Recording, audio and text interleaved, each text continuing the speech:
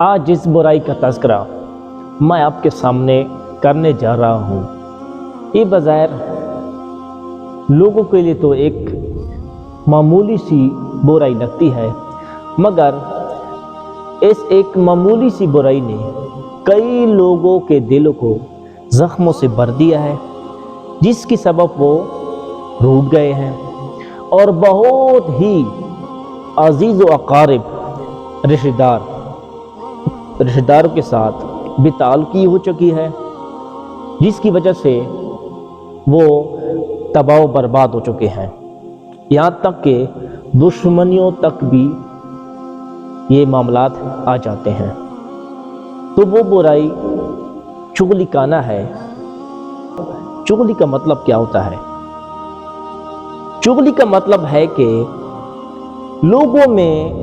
فساد برپا کرنے، یعنی فساد پیدا کرنے کے لیے ایک کی بات کو دوسروں تک پہنچا دینا۔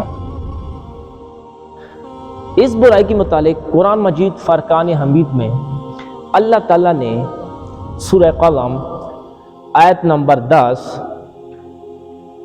میں فرمایا وَلَا تُطِعْ كُلَّ حَلَّافٍ مَّهِينٍ، ترجمہ، اور ہر ایسے آدمی کی بات نہ سننا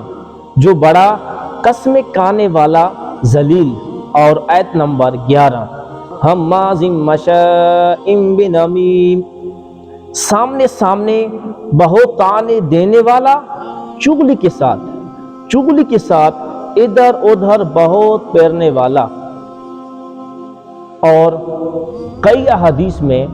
چغلی کی ممانعت کے بارے میں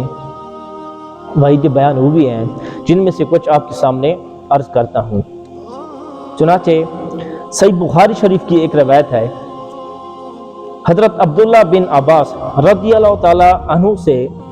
مروی ہے کہ حضور نبی کریم صلی اللہ علیہ وآلہ وسلم دو قبروں کے نزدیک سے گزرے تو آپ صلی اللہ علیہ وآلہ وسلم نے فرمایا ان دونوں پر عذاب ہو رہا ہے، اور یہ عذاب کسی ایسی چیز پر نہیں ہو رہا جیسے وہ چھوڑ نہیں سکتے تھے، اگر چاہتے تو آسانی سے اس سے بچ سکتے تھے۔ بلا شبہ ان کا جرم بڑا ہے، ان میں سے ایک چغل خوری کیا کرتا تھا اور دوسرا اپنے پیشاب کے چینٹوں سے نہیں بچتا تھا۔ اور دوسرا ایک صحیح بخاری اور مسلم شریف کی روایت ہے کہ چغل خور جنت میں داخل نہیں ہوگا۔ اور احمد اور بہقی کی روایت ہے کہ ایک مرتبہ حضور نبی کریم صلی اللہ علیہ وآلہ وسلم نے فرمایا کہ میں تمہیں بتاؤں کہ سب سے برے لوگ کون ہیں؟ پھر خود فرمایا اور بتایا کہ کون لوگ سب سے برے ہیں۔ اس بات کا بیان کرتے ہوئے حضرت عبد الرحمن بن غنم رضی اللہ تعالیٰ عنہ اور حضرت اسماء بنت یزید رضی اللہ تعالیٰ عنہ سے روایت امام احمد نے اپنی کتاب میں درج کی ہے کہ حضور نبی کریم صلی اللہ علیہ وآلہ وسلم نے فرمایا اللہ تعالیٰ کے بدترین بندے وہ ہیں جو لوگوں میں چغلی کرتے پھرتے ہیں اور دوستوں کے درمیان جدائی ڈالتے ہیں۔ آپ حضرات خود تصور کریں کہ ایک دوسرے میں جدائی ڈالنا یہ کتنی بہت بری بات ہے۔ اور یہ ایک بات ذہن نشین کر لیجئے، جو شخص بھی آپ کے سامنے کوئی خبر لائے تو سب سے پہلے آپ ان کی تحقیق کیا کرو، جیسا کہ قرآن مجید میں اللہ تعالیٰ نے ایک مقام پر ارشاد فرمایا، جس کا مفہوم ہے کہ جب کوئی فاسق تمہارے پاس کوئی خبر لائے تو تم ان کی تحقیق کیا کرو، تو اس سے بچا جائے